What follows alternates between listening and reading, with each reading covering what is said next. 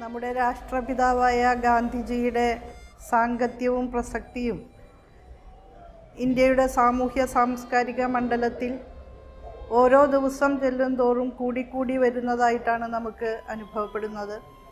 ഇന്നത്തെ സാമൂഹ്യ രാഷ്ട്രീയ സാഹചര്യങ്ങളിൽ മഹാത്മാഗാന്ധി ഉയർത്തിപ്പിടിച്ച മാനവിക സന്ദേശങ്ങളുടെ ഉജ്ജ്വലമായിട്ടുള്ള ആ പ്രാഭവം തിരിച്ച് പിടിക്കുകയും അതിശക്തമായിട്ട് ഉച്ചരിക്കുകയും ചെയ്യേണ്ടത് ഓരോ ഇന്ത്യക്കാരൻ്റെയും കടമയാണ് എന്നുള്ളത് നിസ്സംശയം നമുക്ക് പറയാവുന്ന കാര്യമാണ്. അത്തരമൊരു സാഹചര്യത്തിൽ മഹാത്മാഗാന്ധിയുടെ മഹത്തായ ജീവിതത്തിൻ്റെ ഓരോ വിശദാംശങ്ങളും കമ്മ്യൂണിക്കേറ്റ് ചെയ്യാൻ കഴിയുന്ന വിധത്തിൽ ഇത്തരം പ്രദർശനം ഒരുക്കിയ എല്ലാവരെയും ഞാൻ ഹൃദയത്തിൻ്റെ ഭാഷയിൽ അഭിനന്ദിക്കുകയാണ്. ഗാന്ധിജി ലോക ചരിത്രത്തിലെ തന്നെ വ്യതിരിക്തമായൊരു പ്രതിഭാസമാണ്. സമാനതകളില്ലാത്ത സമരാനുഭവമായിട്ടാണ് അദ്ദേഹം ദേശീയ സ്വാതന്ത്ര്യ പ്രസ്ഥാനത്തിൻ്റെ പ്രക്ഷോഭങ്ങളെ രൂപപ്പെടുത്തിയത്.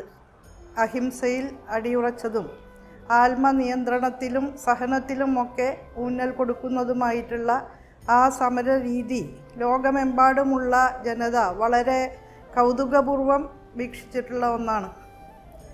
അങ്ങനെ സഹനത്തിൻ്റെ പാതയിലൂടെ നടന്നു തന്നെ ഉജ്ജ്വലമായിട്ടുള്ള ഒരു വിജയം, ഇന്ത്യയുടെ സ്വാതന്ത്ര്യ പ്രാപ്തി നമുക്ക് ഉറപ്പിക്കാനായി ഇന്ത്യയിലെ ജനങ്ങളുടെ സാംസ്കാരിക സവിശേഷതകളുടെ വൈവിധ്യവും അതിൻ്റെ സമൃദ്ധമായ വൈജാത്യങ്ങളുമെല്ലാം ഉൾക്കൊണ്ടുകൊണ്ടാണ് അദ്ദേഹം ദേശീയ പ്രസ്ഥാനത്തെ രൂപപ്പെടുത്തിയത്.